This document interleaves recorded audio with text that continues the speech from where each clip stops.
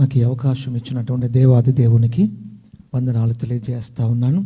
అలాగే ఇక్కడ ఈ చక్కటి అవకాశాన్ని దేవుడే, నేను ఊహించలేదు, నేను అనుకోలేదు ఈరోజు ఇక్కడ ఉంటానని. దేవుడే తన కృప ద్వారా ఈ అవకాశం ఇచ్చినందుకు బ్రదర్కి అలాగే ఆ టీం అందరికి కూడా నేను శుభాలు వందనాలు తెలియజేస్తూ ఉన్నాను. అయితే మా రెండవ అన్నయ్య యేసు ప్రభుని నమ్ముకున్నారు. యేసు ప్రభుని నమ్ముకొని ఆయన చాలా నిష్ఠ కలిగి ప్రార్థన చేస్తూ ఉండేవారు. ప్రతి శుక్రవారం చాలా నిష్ఠ కలిగి ప్రార్థన చేస్తుంటే ఆయనను చూసి నేను ఇన్స్పైర్ అయ్యాను. నిజంగా ఏంటి ఈయన ప్రతి శుక్రవారం రాగానే ప్రార్థన చేస్తున్నాడు, ఏంటి ఈయనలో ఉన్న ప్రత్యేకత అని చెప్పి నన్ను దేవుని వైపు ఆకర్షితుని కావడానికి దేవుడు నాకు సహాయం చేశాడు.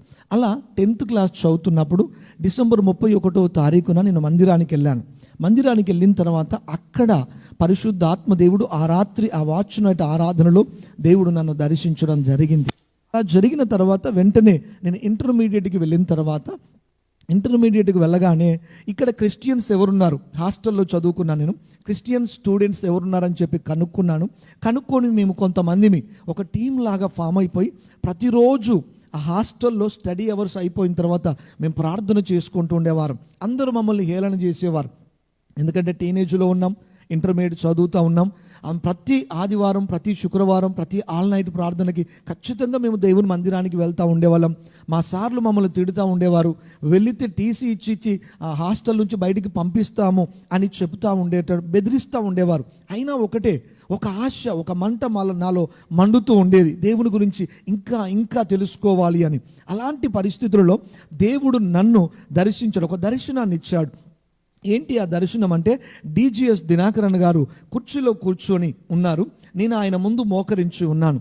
నా పక్కన ఇలాంటి ఒక టీవీ స్క్రీన్ నా పక్కన ఉన్నది. అయితే ఆయన నా తల మీద చెయ్యి పెట్టి ప్రార్థన చేస్తూ ఉన్నప్పుడు నా పాపములన్నీ కూడా ఆ టీవీలో డిస్ప్లే అవుతూ ఉన్నాయి, ఒక్కొక్కటి స్క్రోల్ అవుతూ ఉన్నాయి. చివరి మాట అక్కడ ఆగిపోయింది. నిలిచిపోయిన మాట ఏంటి అంటే బాప్తిస్మము అనేటటువంటి పదము అక్కడ ఆగిపోయింది, నిలిచిపోయింది. ఆ తర్వాతనే అనుకోని రీతిగా నేను ఒక మీటింగ్కి వెళ్ళడం, పరిశుద్ధాత్మ ద్వారా ప్రేరేపింపబడి 3 దినములు ఉపవాసం ఉండి బాప్తిసం తీసుకోవడానికి దేవుడు కృపను అనుగ్రహించాడు. అలాగే చేస్తున్న క్రమంలో ఒకరోజు దేవుడు నాతో మాట్లాడారు. ఏమని అంటే, ఎవరు నా కొరకు వెళ్తారు? అందరూ చదువుకుంటున్నారు, ఉద్యోగం చేస్తున్నారు, పెళ్ళిళ్ళు చేసుకుంటున్నారు, వారి కొరకు వారు బ్రతుకుతున్నారు, కానీ నా కొరకు ఎవరు జీవిస్తారు అనేటటువంటి ఒక మాట నాకు మరలా వినబడుతూ ఉంది. అప్పుడు నేను అన్నాను, ప్రభువా, నేను ఇంటర్ అయిపోయిన తర్వాత నేను లాయర్ కావాలనుకున్నాను, ఇంకేదో పెద్ద పెద్ద చదువులు చదవాలి, ఉద్యోగాలు చేయాలి, అమ్మా నాన్నని బాగా చూడాలి అని నేను కలలు కన్నాను. కానీ నా లోపల ఒక మంట మండుతూ ఉంది. అదేంటి అంటే, ఎవరు దేవుని కొరకు నిలబడతారనే మాట మరలా వినబడుతున్నప్పుడు నేను అన్నాను, ప్రభువా, నేను నిలబడతానా? నాకు ఏ ఉద్యోగం వద్దు, నాకు ఏ వ్యాపారం వద్దు, నేను నీ పని చేయడానికి నేను సిద్ధంగా ఉన్నాను ప్రభు అని చెప్పి నన్ను నేను దేవునికి సమర్పించుకున్నప్పుడు దేవుడు నాతో ఒక మాట ద్వారా మాట్లాడారు. 2 కొరింథీయులకు రాసిన పత్రిక 3వ అధ్యాయము 5-6 వచనాలలో దేవుడు చెప్తాడు, మా వలన ఏదైనా అయినట్లుగా మా సామర్థ్యము కాదు కానీ మా సామర్థ్యము దేవుడే. మమ్మలను అక్షరమునకు కాదు కానీ ఆత్మకు పరిచారకులకు అవుటకు దేవుడు నన్ను పిలిచాడు. ఆ వాక్యం ద్వారా దేవుడు నాతో మాట్లాడారు. నేను నిన్ను పిలిచేది అక్షరార్థమైన దాని కొరకు కాదు, ఆత్మ సంబంధమైన పరిచర్య కొరకు అని దేవుడు పిలిచినప్పుడు నేను దేవునికి సమర్పించుకొని 19 సంవత్సరాల వయసులోనే నేను బైబిల్ ట్రైనింగ్కి వెళ్ళిపోయి 4 సంవత్సరాలు తర్పీదు పొంది మా ఆత్మీయ తండ్రి గారి ద్వారా దేవుడు ఏ స్థలమును చూపించాడో ఆ స్థలానికి, ఖమ్మం పట్టణానికి వచ్చాను. అక్కడ బంధువులు లేరు, స్నేహితులు లేరు, రక్త సంబంధికులు ఎవ్వరు లేరు. అయినా దైవజనుడు ఆత్మీయ తండ్రి గారు ఒక మాట చెప్పాడు, దేవుడు చిత్తము గనుక దానికి నేను లోబడ్డాను. అక్కడికి వచ్చాను, సేవను ఆరంభము చేశాను. సేవ ఆరంభం చేసిన తర్వాత ఒక 4గురితో సేవ ఆరంభము చేసినప్పుడు దేవుడు అద్భుతాలు చేస్తున్నాడు, స్వస్థపరుస్తున్నాడు, ప్రజలు రావటం మొదలు ఉన్నారు. అలా జరుగుతున్నప్పుడు ప్రేమన దేవుని బిడ్డలారా, ఎక్కడైతే దేవుడు నాకు ఒక స్థలాన్ని చూపించారు, ఇక్కడ నీకు మందిరాన్ని ఇస్తానని దేవుడు చూపించినప్పుడు ఆ స్థలంలో నేను మందిరం కట్టడం ఆరంభం చేశాను. తాగుబోతులకు డబ్బులు ఇచ్చాడు. అర్ధరాత్రులు వచ్చి ఇంటికి వచ్చి తలుపులు కొడుతూ ఉండేవారు. ఇదిగో పాస్టర్ గారిని బయటికి రమ్మనండి, అతన్ని మేము కొట్టాలి లేదా చంపేయాలి, ఈ ఊళ్ళో మీరు ఉండడానికి వీలు లేదు అని అంటూ ఉండేవారు. చాలా రకాలుగా, అన్ని రకాలుగా పోలీస్ డిపార్ట్మెంట్ వారిని, రెవెన్యూ డిపార్ట్మెంట్ వారిని, ఇలా అనేక రకాల డిపార్ట్మెంట్లని చర్చి మీదకి పంపించి ఏదో ఒక కారణం చేత మందిరం అక్కడ ఉండకుండా చేయాలి, పాస్టర్ గారిని ఈ గ్రామంలో నుంచి వెళ్ళగొట్టాలి. కారణం ఏంటి అంటే తాగుబోతులు మారిపోతున్నారు. భయంకరమైనటువంటి బంధకాల్లో ఉన్నటువంటి విడిపింపబడుతున్నారు. రాజకీయ నాయకులకి తొత్తులుగా ఉన్నటువంటి వారు మారు మనసు పొంది భార్యను పిల్లలను చక్కగా చూసుకోవడం మొదలు పెడుతూ ఉన్నారు. ఇది చూసి కొంతమంది ఓర్వలేకపోతున్నారు. ఇలాంటి పరిస్థితుల్లో చివరికి ఇంకా నన్ను ఏం చేశారంటే ఏ రకంగా నన్ను ఏం చేయలేకపోయారు కాబట్టి చివరికి నా మీద ఒక చేతబడి ప్రయోగాన్ని చేశారు. ఇలాగే నన్ను చంపేయాలని చెప్పి ప్రయత్నం చేశారు. నేను ఆల్మోస్ట్ ఇంకా మరణపు చివరి అంచు వరకు వెళ్ళాను. డాక్టర్లు అన్నారు ఖమ్మంలో, ఇతను బ్రతకడు, అన్ని ఆర్గాన్స్ చెడిపోయాయి, ఏమైందో తెలియదు కానీ అర్థం కావట్లేదు, చనిపోతాడు అని చెప్పారు 2012వ సంవత్సరంలో. అప్పుడు నా భార్య దేవుని దగ్గరికి వెళ్ళిపోయి, చిన్న పిల్లలు అందరు అనుకుంటున్నారు, ఊళ్ళో గ్రామస్తులు అందరూ కూడా వచ్చి చూస్తూ ఉన్నారు. ఏమనంటే ఈ పాస్టర్ గారు చాలా చిన్న వయసులో ఉంది, చిన్న పిల్లలు, ఒకవేళ పాస్టర్ గారు కనుక చనిపోతే ఈమె ఇక్కడే ఉంటుందా లేదా మళ్ళీ వాళ్ళ ఇంటికి వెళ్ళిపోతుందా ఏంటి అని చెప్పి ఒక్కొక్కరు ఒక్కొక్క రకంగా మాట్లాడుతున్నారు, ప్రశ్నిస్తూ ఉన్నారు. ఎవరికి అంతు చిక్కట్లేదు. అందరు అయ్యో పాపం, చక్కగా సేవ చేస్తున్నాడే, ఉపవాసాలు ఉండే వ్యక్తే, దేవుని పని మాత్రమే చేసుకునే వ్యక్తే అని చెప్పి అనుకుంటున్నారు. అప్పుడు నా భార్య వెళ్ళి దేవుని దగ్గరికి వెళ్ళి, ప్రభువా ఏం జరుగుతుంది, నాకైతే ఏం అర్థం కావట్లేదు, అసలు ఏంటి అని చెప్పి కన్నీళ్లతో దేవుని దగ్గర ఏడుస్తూ ఉన్నప్పుడు దేవుడు ఒక దర్శనాన్ని చూపించారు ఆమెకి. ఏమనంటే ఇతనికి చేతబడి చేశారు, దాని ద్వారా ఇతన్ని చంపడానికి కుట్ర జరిగింది, ఎవరు చేశారు, ఎలా చేశారు అనే విషయాన్ని కూడా చెప్పినప్పుడు ఆమెకు రీజన్ దొరికింది, కారణము దొరికింది. వెంటనే మా ఆత్మీయ తండ్రి గారికి ఫోన్ చేసి, ఇదిగో దైవజనులకు చెప్పింది, ఈ టైం నుంచి ఈ టైం వరకు మీరు నా భర్త కొరకు ప్రార్థన చేయండి అని తెలిసిన దైవజనులు అందరూ కూడా ఫోన్ చేసింది. అందరూ అంటున్నారు, అమ్మ ఏ హాస్పిటల్కి తీసుకెళ్దాం, పెద్ద హాస్పిటల్కి తీసుకెళ్దాం అంటున్నారు. ఆమె అడిగింది ఒకటే, అయ్యా నా భర్త కొరకు ప్రార్థన చేయండి, దేవుడు నాకు కారణం చెప్పాడు, యాకోబుల మంత్రం లేదు, ఇశ్రాయేలుకు వ్యతిరేకంగా శకునం లేదు, ఖచ్చితంగా దేవుడి రాత్రి అద్భుతం చేయాలి అని చెప్పి ఆమె రిక్వెస్ట్ చేసింది. ఆ రోజు నన్ను ఖమ్మం నుండి విజయవాడకి హాస్పిటల్కి తీసుకొని వెళ్తా ఉన్నారు. అంబులెన్స్లో వెళ్తున్నాం, దారి మధ్యలో ఆల్మోస్ట్ ఆ చిల్లకల్లు హైవే దగ్గరికి వచ్చినప్పుడు నా బాడీలో నేను ఒక రిలీఫ్ని నేను చూస్తున్నాను, నా బాడీలో తేడా గ్రహిస్తున్నాను. నాకు తెలిసిపోయింది అప్పటి వరకు నేను ఎలా ఉన్నాను, అప్పుడు ఎలా ఉన్నాను అని చెప్పి నాకు తెలిసిపోయింది. హాస్పిటల్కి వెళ్ళగానే డాక్టర్లు అన్నారు, ఇతనికి ఏమీ లేదు, ఇతను బాగున్నాడు, ఎందుకు తీసుకొచ్చారు అని అడిగారు. గట్టిగా చప్పట్లు కొట్టి దేవుని నామాన్ని మాకింపరచుదాం. డాక్టర్లకు అంతు చిక్కలేదు, బాగుంది అన్నారు. చీల మళ్ళీ అన్ని టెస్టులు చేస్తే అన్ని రిపోర్ట్స్ కూడా నార్మల్గా వచ్చాయి.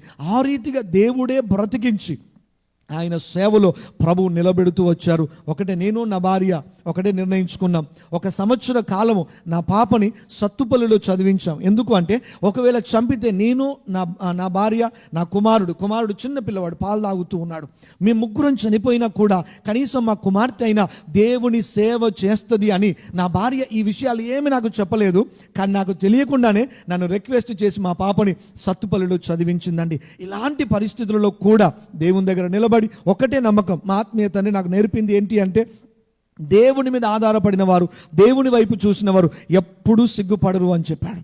కాబట్టి ఆయన విశ్వాసం, ఆయన ప్రార్థన జీవితాన్ని మేము అలాగే అందిపుచ్చుకొని దేవుని దగ్గర ప్రార్థన చేస్తున్నప్పుడు ఆనాటి నుండి దాదాపు ఇప్పటికి 19 సంవత్సరాలు అయింది నేను సేవ ఆరంభం చేసి. ఆనాటి నుండి ఈనాటి వరకు ఈవెన్ నా ఆత్మీయ తండ్రిని కానీ ఎవరి దగ్గరకు కూడా వెళ్ళి, ఇదిగో నా పిల్లల ఫీజు కట్టడానికి కష్టంగా ఉంది, లేదా నేను తినడానికి కష్టంగా ఉంది, చర్చి కట్టడానికి కష్టంగా ఉందని ఏ రోజు కూడా చెయ్యి చాపి అడిగింది లేదు. కారణం ఏంటంటే దేవుని వైపు చూస్తున్నాను, దేవుడు అద్భుతంగా సహాయము చేస్తూ వస్తున్నాడు. నా జీవితంలో 2011వ సంవత్సరంలో, ఒకే సంవత్సరంలో మా పెద్దన్నయ్య యాక్సిడెంట్ అయి చనిపోయారు. అదే సంవత్సరంలో ఇంకొక 3 నెలల తర్వాత నా యొక్క తల్లిగారు మరణించారు. నా తల్లిగారు మరణించిన తర్వాత, ఎందుకంటే నా పెద్దన్నయ్య నేనిద్దరం ఒకేలాగా ఉంటాం, అందరికీ ఆయన అంటే నాకు ఇష్టం, ఆయన మరణించిందే జీర్ణించుకోలేనటువంటి పరిస్థితి. అదే సంవత్సరంలో 3 నెలల తర్వాత నా తల్లిగారు మరణించారు. ఇక నేను అనుకుంటున్నాను, ప్రభువా నా కుటుంబంలోనే ఇలా మరణాలు జరిగితే, నా కుటుంబంలోనే ఇలా జరిగితే నేను విశ్వాసులకు ఏమని చెప్పాలి, విశ్వాసులకు వచ్చే ప్రశ్నకి నా దగ్గర సమాధానం లేదు కదా అని చెప్పి నాలో నేను ఏడుస్తున్నాను. కానీ ఏ రోజు కూడా ఎందుకు ఇలా జరిగింది అని మాత్రం నేను అడగలేదు.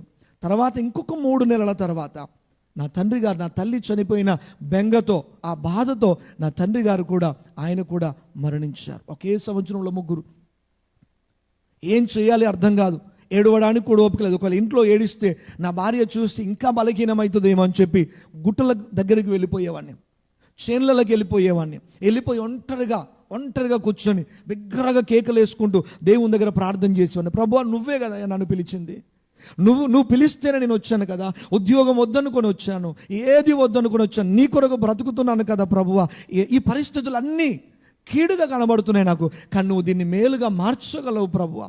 నేను ఎందుకు అని మాత్రం నేను అడగను, ఎందుకంటే మా ఆత్మీయ తండ్రిగా ట్రైనింగ్లో మాకు అదే చెప్పారు. ఏది జరిగినా మన జీవితంలో ఎందుకు జరిగింది అని మాత్రం దేవుణ్ణి అడగకూడదు అన్నాడు. నేను దేవుని ముందు సజీవంగా చెప్పగలను ఒక సాక్షిగా. ఎందుకు జరిగింది అని మాత్రం నేను అడగలేదు, కానీ ఒకటి మాత్రం అడిగా, ప్రభువా ఈ కీడును నాకు మేలుగా మార్చగలిగిన దేవుడవు, ఈ కీడులో నేను ఏం నేర్చుకోవాలో నాకు నేర్పించు ప్రభువా అని చెప్పి దేవుని నేను అడిగాను. అద్భుతంగా అక్కడ అదే సంవత్సరంలో దేవుడు మందిరం కట్టడానికి మార్గాలు తెరిచారు. అంటే ఈ దుఃఖములో నుండి దేవుడు నన్ను ఇది మర్చిపోయేటట్లుగా మందిర నిర్మాణం వైపుగా దేవుడు నన్ను నడిపించాడు. ఇప్పుడు ఉన్నటువంటి పరిస్థితుల్లో కూడా ఖమ్మం పట్టణము పక్కనే గ్రామంలో మందిరాన్ని నిర్మించి దాదాపు ఒక 500 మంది విశ్వాసులు, విగ్రహారాధికులు, హిందువులు, ముస్లింలు రక్షించబడి దేవుని ఆరాధన చేస్తూ ఉన్నారు. అక్కడి నుంచి కొంచెం లోపలికి వెళ్తే, ఇంకొక 7 కిలోమీటర్స్ లోపలికి వెళ్తే ఒక గ్రామం, ట్రైబల్ విలేజ్లో మందిరాన్ని నిర్మిస్తాం. దేవుడు చెప్పాడు, ఆ గ్రామానికి వెళ్ళి సేవ చేయమని చెప్పాడు. నాకంటే ముందు ఒక దైవజనుడు ఆ గ్రామంలో సేవ చేశాడు. సేవ చేస్తే అక్కడ ఒకరోజు ప్రార్థన జరుగుతుంటే ఒక ఆమె ఆ దయ్యం బట్టి వచ్చి చెప్పిందంట, నువ్వు గనక ఈ ఊరిలో సేవ చేస్తే నేను వెళ్ళి కాలువలో దూకి చనిపోతానని చెప్పేసరికి ఆయన భయపడి వెళ్ళిపోయాడు. ఎందుకంటే ఒకళ్ళు చనిపోతే కేసు అవుతుంది, భయపడి వెళ్ళిపోయాడు. దేవుడు నాకు ఆ టైంలో దేవుడు నాతో మాట్లాడు, నువ్వు వెళ్ళి ఆ గ్రామంలో సేవ చేయను. నాకు ఎవరు తెలియదు ప్రభు, నేనేం చేయాలి, ఎలా చేయాలి.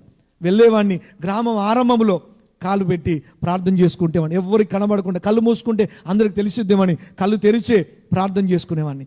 గ్రామం చివరికి వెళ్ళి ప్రార్థన చేస్తూ ఉండి, ఆ గ్రామంలో ఒక పెద్ద గుడి ఉంది, ప్రతి సంవత్సరం జాతర జరిగిద్ది, సువార్త లేదు, మందిరము లేదు. అయితే నేను వెళ్ళి అలా చేస్తూ ఉన్నప్పుడు దేవుడు సువార్తకు మార్గాలు తెరిచాడు.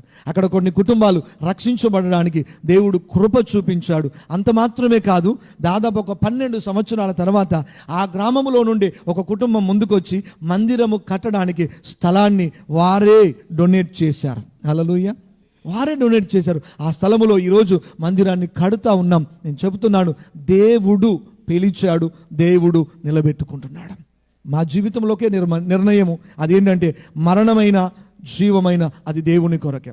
ఈ యొక్క మందిర పోరాటాలు జరుగుతున్నప్పుడు మా మామగారు అన్నారు, అయ్యా నువ్వు ఒక్కడివి ప్రయాణాలు చేయొద్దు, వాళ్ళు నిన్ను చంపాలని చూస్తున్నారు అన్నప్పుడు నేను అన్నాను, చస్తే పరలోకంలో ప్రభు దగ్గర ఉంటాను, బ్రతికితే దేవుని కొరకు ఏదో ఒకటి చేయాలి. ఎందుకంటే ఒక భక్తుడు చెప్పాడు, దేవుని దగ్గర నుంచి గొప్ప కార్యాలు ఆశించండి, దేవుని కొరకు గొప్ప కార్యాలు చెయ్యండి అని అన్నాడు. ఈ మాట ఎప్పుడు నా మనసులో ఉంటుంది. అందరము గొప్ప కార్యాలు కావాలి అని అడుగుతాం, కానీ నేను దేవుని కొరకు ఏదో ఒక గొప్పది చెయ్యాలి అని అనుకునేవారు కొద్ది మంది ఉంటారు. ఖచ్చితంగా నేను అదే తీర్మానం తీసుకున్నాను. అయితే బ్రతికితే దేవుని కొరకు, చనిపోయినా కూడా దేవుని కొరకే అని చెప్పి ఈరోజు దేవుడు నా కుమార్తెను మెడికల్